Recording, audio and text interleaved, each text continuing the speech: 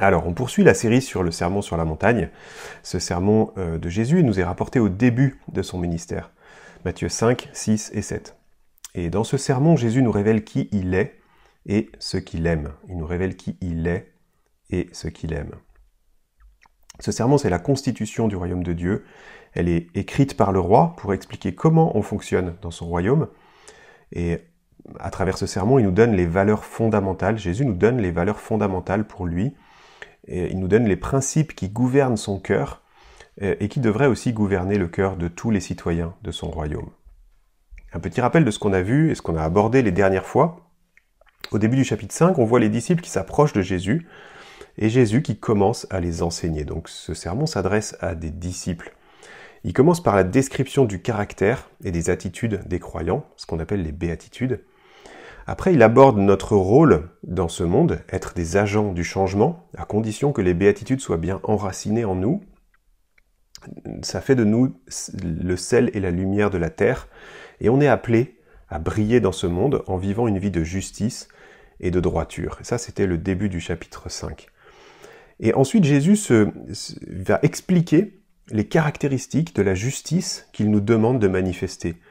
Et il commence par le faire en donnant le vrai sens de la loi de Dieu, c'est-à-dire la transformation profonde, la transformation du cœur.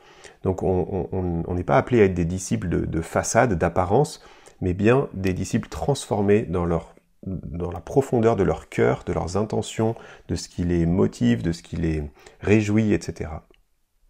Et Jésus fait la lumière sur 5 zones d'ombre, ça c'est la fin du chapitre 5, 5 zones d'ombre qui sont en rapport avec la loi de Dieu. La première, c'est le fait de garder de l'amertume. La deuxième, la convoitise sexuelle. La troisième, le mensonge. La quatrième, l'égocentrisme. Et enfin, le manque d'amour, la cinquième. Et au chapitre 6, en fait, Jésus continue et il fait la lumière, cette fois, sur la religion hypocrite. Et c'est une zone d'ombre particulièrement grave parce qu'elle impacte la réalité de notre intimité avec Dieu, de notre communion avec Dieu. Le titre d'ailleurs de ce passage, ça pourrait être l'intimité du croyant avec Dieu. Et Jésus va faire la lumière sur la religion hypocrite à travers 3 pratiques, l'aumône, la prière et le jeûne. Et ensuite on va regarder en particulier la bonne façon de prier. En fait, c'est les principes qui sont contenus dans la prière qu'on appelle le Notre Père. Alors, je vais commencer par prier. Dieu Père, oui, merci pour ta parole que tu nous donnes, qu'on peut avoir encore ce matin et qu'on peut lire ensemble. Je te prie que tu prépares nos cœurs, qu'elle nous touche, qu'elle nous transforme, qu'elle ne revienne pas à toi sans effet. Et je te prie aussi que tu me permettre d'être clair et d'énoncer clairement ce que dit ta parole et de ne pas inventer des choses. Je te prie que si je fais des erreurs ou des choses qui ne devraient pas être retenues, permets qu'elles n'impactent pas les gens et qu'ils puissent l'oublier, mais à l'inverse que ton esprit parle à travers ce moment et touche des cœurs pour la transformation et pour mettre en lumière ce qui doit être mis en lumière. Dans le nom de Jésus, Amen. Alors on va lire Matthieu 6, versets 1 à 3 pour commencer. « Gardez-vous bien de faire des dons devant les hommes pour qu'ils vous regardent. Sinon, vous n'aurez pas de récompense auprès de votre Père céleste. Donc, lorsque tu fais un don à quelqu'un, ne sonne pas de la trompette devant toi comme le font les hypocrites dans les synagogues et dans les rues, afin de recevoir la gloire qui vient des hommes. Je vous l'ai dit en vérité, ils ont leur récompense. Mais toi, quand tu fais un don, que ta main gauche ne sache pas ce que fait ta droite, afin que ton don se fasse en secret. Et ton Père qui voit dans le secret te le rendra. » Alors Jésus prend l'aumône ici comme exemple, mais il cherche vraiment à mettre en lumière la religion hypocrite et toute forme de pratique. Le verset 1 qui dit « Gardez-vous bien de faire des dons devant les hommes pour qu'ils vous regardent », dans d'autres versions, version NBS par exemple, c'est « Gardez-vous de pratiquer votre justice devant les gens pour être vu par eux ». En fait, il y a une généralité sur la première phrase, bien qu'après il précise, il parle vraiment des dons, mais on voit bien que c'est ce que j'ai dit en introduction, les caractéristiques de la justice que nous devons manifester il est toujours dans cet élément qu'il veut présenter, et il montre que toutes les pratiques religieuses sont concernées par ce risque d'être hypocrite. Et donc Jésus aborde ici la bienfaisance hypocrite, mais après il va parler de la prière hypocrite et du jeûne hypocrite. Alors qu'est-ce que ça veut dire hypocrite, surtout à l'époque? En fait, hypocrite, ça veut dire sous le masque. Et dans l'Antiquité, tous les acteurs au théâtre étaient masqués. Donc l'hypocrite, finalement, c'est un acteur qui a bien appris son texte, et qui va jouer son texte. Jésus en parle en Matthieu 15, verset 7. Il dit « Hypocrite, Ésaïe a bien prophétisé sur vous ». Et ensuite, il cite Ésaïe 29, verset 13.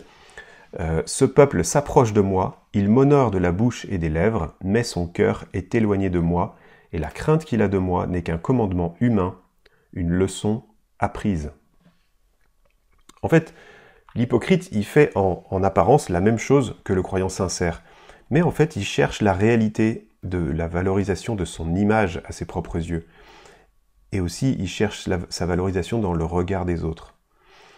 Et ça c'est vraiment important. En fait, c'est une forme d'idolâtrie qui va mêler la crainte des hommes et le fait de se glorifier soi-même. Soit votre Dieu, c'est vous-même, soit votre Dieu, c'est ce que les autres pensent de vous, donc les autres hommes, mais en tout cas, c'est pas Dieu. Alors, comment savoir si on agit pour soi-même ou pas? On peut se demander quelle est notre réaction si les efforts qu'on a faits laissent les autres indifférents. Ou pire, peut-être que les autres nous ridiculisent pour les efforts qu'on a faits, et dans quel état ça nous met? On peut se demander aussi si nos bonnes actions provoquent une fierté personnelle, un sentiment de supériorité par rapport aux autres. Et ça peut être un indice. Peut-être que le simple fait de vous poser cette question, d'avoir à répondre à cette question, ça vous met sur la défensive. Ça peut être un signe aussi que vous êtes potentiellement tenté par cette hypocrisie. L'hypocrisie, c'est pas forcément... faut pas le voir, nous on le voit de façon très négative dans le sens où c'est quelqu'un qui ferait complètement exprès de bien berner les autres. Mais j'espère vous avoir montré que c'est pas forcément ça. C'est avoir des attitudes, apprendre un texte et faire les choses pour plaire aux gens et pour se plaire à soi-même et pas juste plaire à Dieu. Donc Jésus va aborder 3 domaines, on va regarder un peu plus en détail, où peuvent se manifester nos attitudes hypocrites. Le premier, c'est la bienfaisance, l'aumône. Et ça, c'est plutôt l'aspect servir mon prochain. Donc, c'est mon comportement, finalement, avec les autres. Le deuxième, c'est la prière, donc rechercher la communion avec Dieu. Et là, donc, c'est plutôt mon comportement envers Dieu. Et le jeûne, c'est renoncer à soi, s'autodiscipliner. Donc là, c'est mon comportement envers moi-même. Donc, le premier, c'est mon comportement envers les autres. Ensuite, mon comportement envers Dieu. Et enfin, mon comportement envers moi-même. Et du coup, Jésus, en prenant ces 3 exemples, je pense qu'il couvre tous les aspects qu'il peut y avoir, donc on peut retenir que c'est complet en fait. Et Jésus, maintenant, va nous décrire pourquoi et comment les croyants accomplissent ces 3 pratiques. Les vrais croyants accomplissent ces 3 pratiques. Donc la bienfaisance, l'aumône, mon comportement envers les autres, ça va se traduire dans... Alors l'aumône, c'est quoi? C'est donner de l'argent, hein, mais ça peut aussi être donner de l'aide, donner du temps, donner de l'attention. Alors les pharisiens jouaient de la trompette devant eux. Alors c'était soi-disant pour prévenir les pauvres qu'ils allaient venir. Donc, attention, je vais dépenser de l'argent, je vais vous donner quelque chose. Et donc c'est une interprétation possible. A priori, c'était une pratique qui se faisait. Mais en réalité, voilà, annoncer qu'on va donner avec de la trompette, c'est quand même une bonne excuse pour se faire bien voir, quoi. À l'inverse, donc, Jésus nous dit que ta main gauche ne sache pas ce que fait ta droite. Donc Jésus dénonce l'hypocrisie de tenir compte de nos services rendus aux autres. Parce qu'un tel calcul, finalement, ça ne fait que servir notre fierté, notre autosatisfaction. Et ça devrait être étranger au nouvel homme, à la nouvelle vie de Dieu en nous, de compter notre générosité et de faire un calcul là-dessus pour être fier de nous. Et enfin, la récompense de Dieu, qui est promise, elle n'a rien à voir avec la vanité de la reconnaissance publique que cherchent les hypocrites.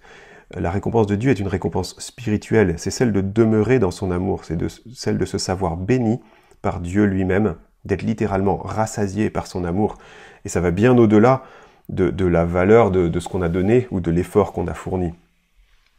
Et c'est pour ça qu'il dit que Dieu te le rendra, mais il va te rendre bien plus que les quelques euros que tu as pu donner. Deuxième point, c'est la prière, donc chercher la communion avec Dieu, et on va lire la suite, Matthieu 6, versets 5 à 6. « Lorsque tu pries, ne sois pas comme les hypocrites. Ils aiment prier debout dans les synagogues et au coin des rues pour être vus des hommes. Je vous le dis en vérité, ils ont leur récompense. Mais toi, quand tu pries, entre dans ta chambre, ferme ta porte et prie ton Père qui est là dans le lieu secret. Et ton Père qui voit dans le secret te le rendra. » Il faut bien que la construction est à peu près la même que la première étape sur l'aumône, la bienfaisance. Ici, ce qu'on voit, c'est que les hypocrites n'aiment pas la prière et n'aiment pas Dieu non plus. Ce qu'ils aiment, c'est la possibilité qu'il leur est donnée de s'afficher. Et Jésus ne dit pas ici qu'il n'y a pas de place pour la prière communautaire en Église. Si le Notre Père commence par Notre Père, par notre, eh ben c'est bien que Jésus nous encourage à la prière communautaire. Mais ce qu'on voit ici, c'est que Jésus te parle à toi particulièrement. Il dit « toi quand tu pries ». Et il te propose un test de la véritable communion que tu as avec Dieu. À quoi penses-tu quand personne te regarde? Pries-tu ton Père céleste quand personne ne te voit? Cherches-tu la présence et la volonté de ton Père dans le lieu secret? Avoir la volonté de prier notre Père en secret, dans l'intimité, cela révèle notre cœur. C'est chercher à le rencontrer lui, avec les sentiments de notre cœur, avec la ferme assurance de l'esprit, qu'on est accueilli. C'est aussi s'attendre à être transformé par notre rencontre avec lui. Comme rien n'est caché devant Dieu, la prière nous donne l'occasion de nous voir tels que nous sommes devant lui, de confesser ce qu'on a à confesser. Et comme on s'adresse à Dieu, on se voit aussi tel que lui veut nous transformer. C'est ça la beauté de cette relation que le croyant a avec son Père céleste. Ensuite, il dit « ferme ta porte ». Pour nous, ça veut dire quoi? C'est coupe les distractions, trouve un endroit calme.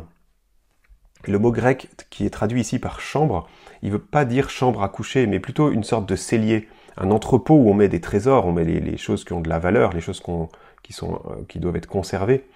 Et en un sens, on peut penser que les trésors, finalement, sont déjà dans cette pièce, avant même qu'on y rentre. Ces trésors nous y attendent. Dieu, lui, est toujours fidèle à ses rendez-vous, mais le sommes-nous? Sommes-nous présents à ces rendez-vous? Et est-ce qu'on a envie d'y aller, de le retrouver à cet endroit secret? Alors pour prier, je coupe les distractions, je cherche l'intimité avec mon Père, et je cherche sa présence et son approbation, pas celle des hommes. Voilà l'encouragement de Jésus, même le commandement de Jésus. On va regarder maintenant le jeûne, donc le fait de renoncer à soi, de s'autodiscipliner, en lisant Matthieu 6, versets 16 à 18. Donc c'est après le Notre Père, mais on voit que la construction est exactement la même que les deux points qu'on vient de voir. Donc je vais lire. « Lorsque vous jeûnez, ne prenez pas un air triste comme les hypocrites. En effet, ils présentent un visage tout défait pour montrer aux hommes qu'ils jeûnent. Je vous le dis en vérité, ils ont leur récompense. Mais toi, quand tu jeûnes, parfume ta tête et lave ton visage, afin de ne pas montrer que tu jeûnes aux hommes, mais à ton Père céleste qui est là dans le lieu secret.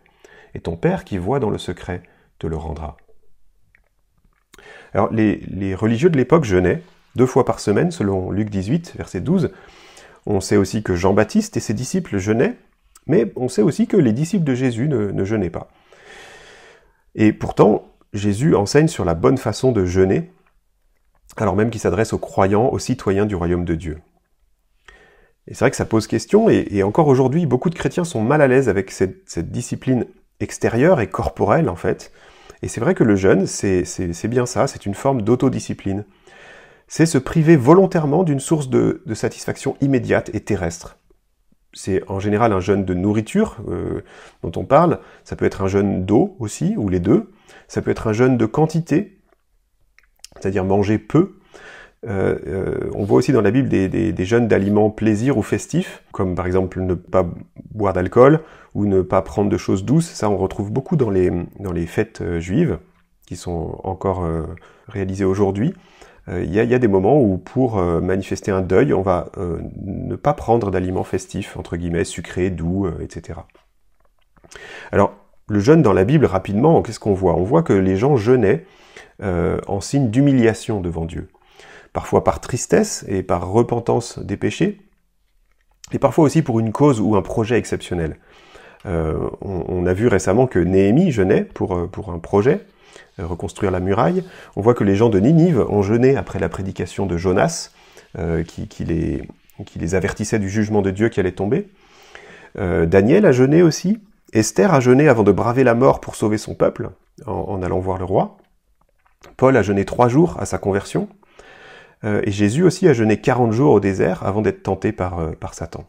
On peut se demander donc pourquoi les disciples de Jésus ne jeûnaient pas, et Jésus lui-même a expliqué pourquoi.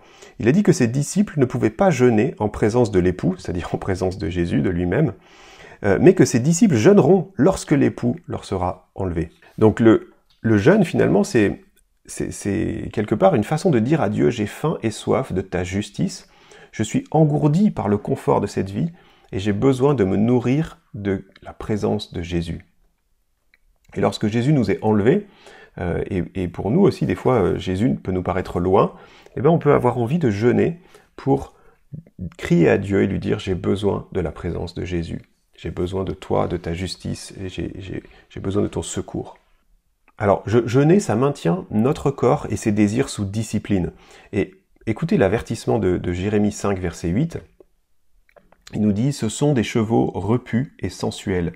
Chacun hennit après la femme de son prochain. » Et je pense qu'il y a un avertissement ici, c'est quand nos besoins sont plus que comblés, quand on est repu, eh ben on devient quelque part insouciant, engourdi par notre confort, et tout cela peut nous conduire à l'immoralité. Luc 21, verset 34 nous dit à peu près la même chose. « Faites bien attention à vous-même, de peur que votre cœur ne devienne insensible au milieu des excès du manger et du boire. » Encore une fois, on peut devenir insensible au milieu des excès du manger et du boire. En ce sens, le jeûne pour nous aujourd'hui, ça peut être toute forme de jeûne, hein. Ça pourrait être un jeûne de chocolat, d'écran, de shopping, de jeux vidéo, de sport. En fait, tout ce qui nous comble trop, tout ce qui constitue pour nous un refuge et qui finalement nous engourdit. Et qui prend la place que Jésus devrait avoir chez nous.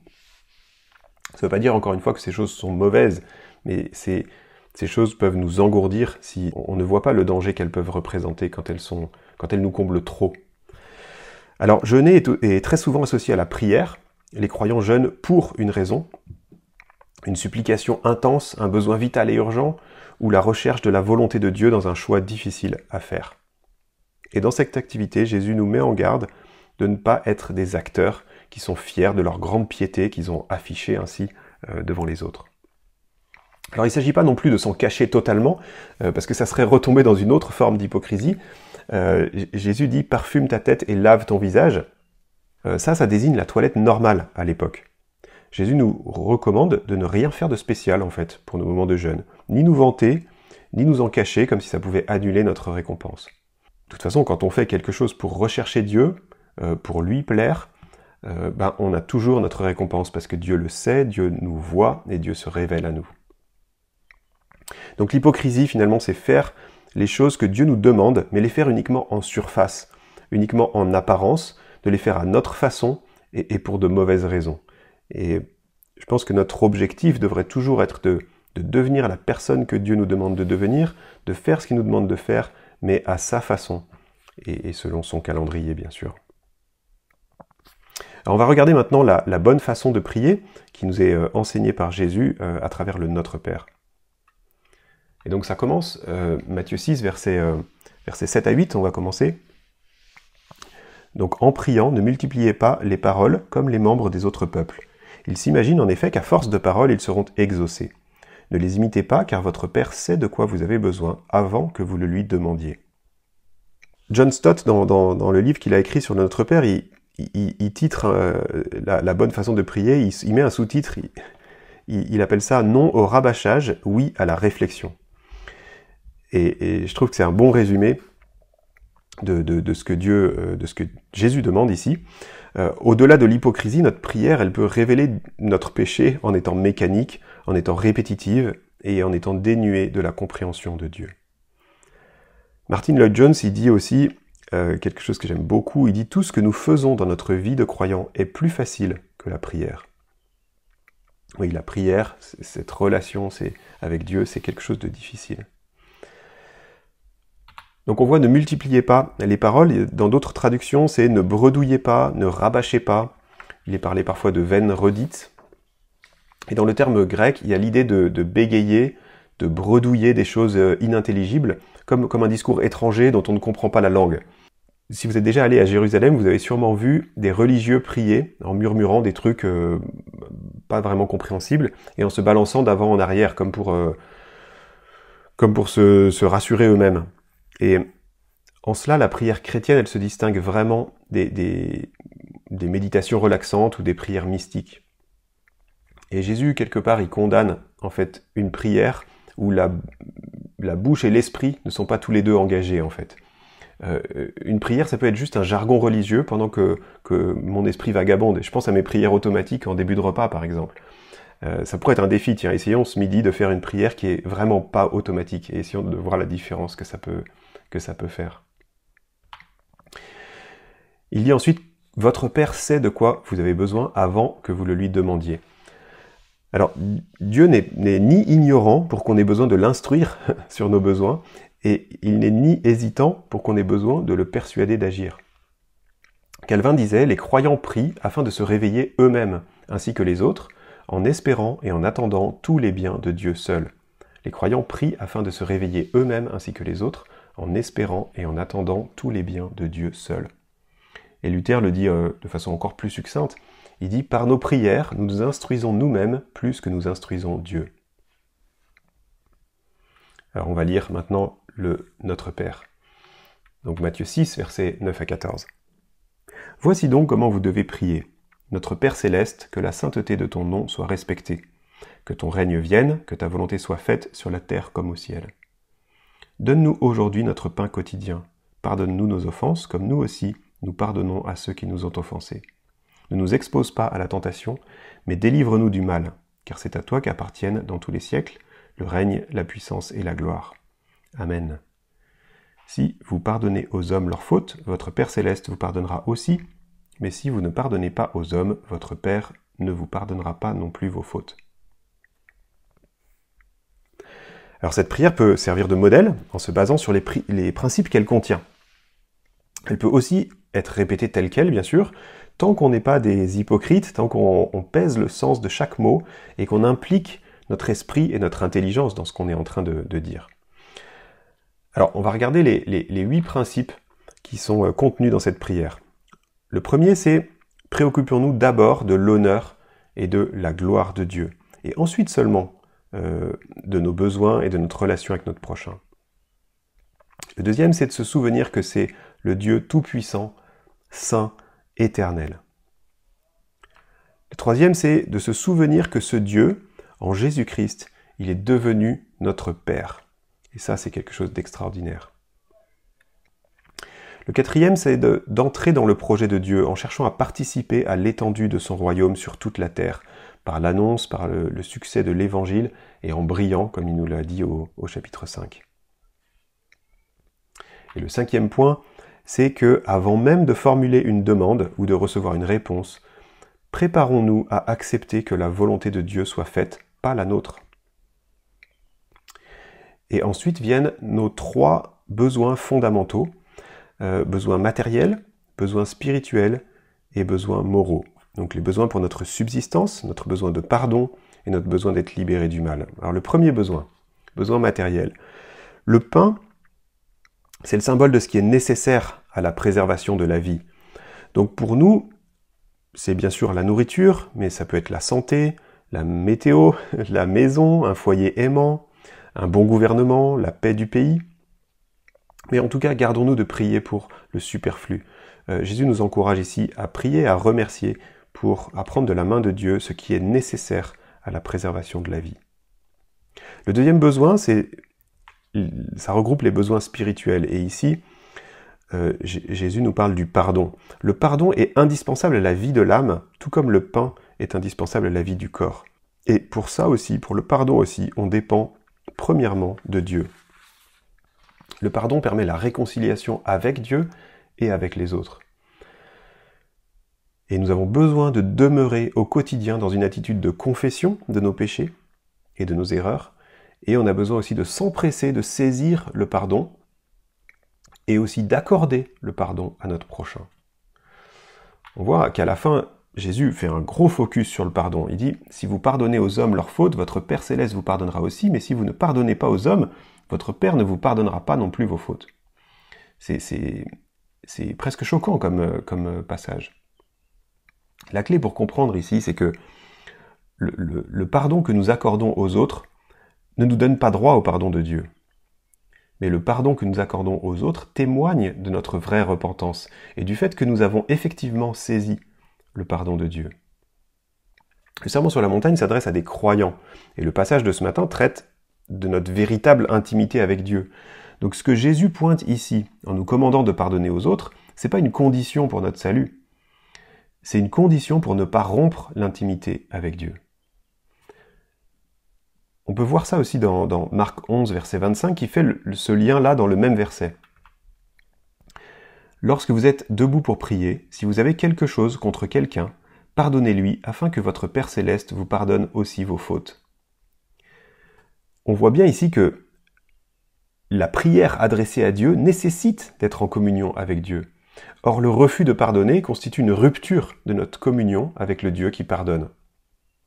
Donc c'est bien ça qui est pointé ici, je crois vraiment, et pas une condition pour notre salut. Alors, c'est vrai que le pardon est parfois très difficile à accorder. En plus, accorder son pardon, ça ne veut pas dire ne plus souffrir du mal qui a été fait. Et entre la décision de pardonner et le fait de vivre totalement libéré émotionnellement du traumatisme qu'on a subi, il peut se passer beaucoup de temps. Mais dans tous les cas, pardonner, c'est libérer deux captifs, se libérer soi-même et libérer l'autre. Et c'est décider de remettre toute justice dans les mains de Dieu, de renoncer à la vengeance personnelle, de renoncer à trouver un moyen de faire payer l'autre. Et ça, c'est bien une décision qu'on doit prendre. Alors enfin vient le troisième besoin, le troisième type de besoin, donc les besoins moraux. Prions pour que Dieu nous rende victorieux des tentations et des épreuves, parce que le mot va pour les deux, et qu'il nous délivre des griffes du péché, des griffes du diable, jour après jour. Et pour cela, on dépend aussi du Saint-Esprit. Alors, à propos de ce passage, Augustin fait une remarque importante. Il dit, on ne demande pas ici de ne pas éprouver de tentation, mais de ne pas y succomber. La tentation, dans le sens d'être éprouvée et testée, elle est non seulement inévitable, mais elle est aussi souhaitable. Nous en sortons grandis, en connaissance de nous-mêmes, grandis en humilité, grandis en foi et en amour pour les autres. Mais à l'opposé, céder à la tentation, c'est envisager la perspective de céder au péché. Et Jésus nous met vraiment en garde contre cela, notamment dans Matthieu 26, verset 41, où il dit « Restez vigilants et priez pour ne pas céder à la tentation. L'esprit est bien disposé, mais par nature, l'homme est faible. » Donc si on fait un petit résumé de la bonne façon de prier, je me rappelle d'abord qui est Dieu, je me prépare à accepter que sa volonté soit faite, je m'attends à lui pour mes besoins matériels, c'est-à-dire le nécessaire à la vie. Je m'attends à lui pour mes besoins spirituels, et notamment confesser et pardonner, jour après jour. Et je m'attends à lui pour mes besoins moraux, le fait de résister aux tentations, de résister au diable. Et en passant, je veux me rappeler que le refus de pardonner constitue une rupture de ma communion ou de mon intimité avec le Dieu qui pardonne. Pour terminer, j'aimerais finir par quelques idées que vous pourriez choisir de mettre en pratique pour cette semaine. Ouais, choisissez quelque chose que vous aimeriez, quelque chose qui vous parle à vous particulièrement, et pourriez retenir une de ces propositions pour votre semaine. Alors, sur le sujet de l'aumône, vous pourriez écrire par exemple, eh bien cette semaine, quand je vais donner de l'argent, du temps, de l'attention ou de l'écoute à mon prochain, je veux chercher uniquement l'approbation de Dieu. Et je vais donc être attentif à la fierté que je pourrais être tenté d'en retirer pour moi-même. Sur le sujet du jeûne, vous pourriez écrire par exemple, cette semaine, je vais essayer de lutter contre mon engourdissement en disciplinant mon corps et ses désirs. Je vais jeûner, je sais pas, de chocolat, d'écran, de shopping, de jeux vidéo, ou d'une certaine activité qui me sert de refuge et de fuite, pour crier à Dieu que j'aimerais mieux ressentir la présence de Jésus à mes côtés. Sur le sujet du pardon, vous pourriez écrire, cette semaine, je vais demander pardon à telle personne et confesser l'amertume que j'ai accumulée contre elle. Parce que j'ai réalisé que ça constitue un obstacle à ma communion avec toi, mon Dieu. Sur le sujet de la prière collective, vous pourriez par exemple vous engager cette semaine à participer à la réunion de prière collective de votre église locale pour mettre en pratique le Notre Père où toute l'église dit ensemble « Donne-nous, pardonne-nous, délivre-nous ». Moi, je vous encourage à pouvoir faire ça avec d'autres chrétiens, d'autres croyants. Et sur le sujet de nos rendez-vous avec Dieu, vous pourriez écrire cette semaine, je vais mettre à part 10 minutes chaque jour pour un temps de réflexion devant Dieu, pour me présenter devant lui sans rien cacher de ce qui se passe en moi, et en m'attendant à ce qu'il mette en lumière mes propres zones d'ombre, qu'il me montre aussi à quel point il veut me transformer. Parce que je veux pas être juste un acteur qui connaît bien son texte. Je vais prier pour conclure. Dieu Père, merci pour ta parole, merci pour ce que tu nous enseignes ici sur l'intimité avec toi, et je te supplie pour mes frères et pour moi-même que cette intimité, cette communion avec toi grandisse jour après jour, que je te prie plus souvent et de la bonne façon, en apprenant à te connaître, en apprenant à me connaître et en me laissant transformer par toi. Dans le nom du Seigneur Jésus, mon Seigneur et Sauveur. Amen.